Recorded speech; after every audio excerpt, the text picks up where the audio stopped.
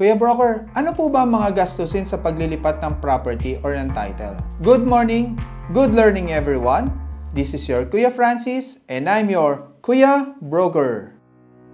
Ang mga babayaran naman po ni buyer. Number 1, notarial fees. Number 2, pagkuha po ng mga certified true copy ng title at ng tax declaration. Number 3, expenses po sa pagkuha ng mga clearances. Number 4, documentary stamp tax. This is 1.5% of the BIR final assessment. Number 5, transfer tax. This is 0.5 to 1% depende sa singil po ng munisipyo or ng City Hall. Number 6, registration fees. Para po sa exact amount ng registration fee, magpa-compute lang po tayo sa Registry of Deeds. Kadalasan, ang amount ng registration fee ay malapit lang po sa transfer tax.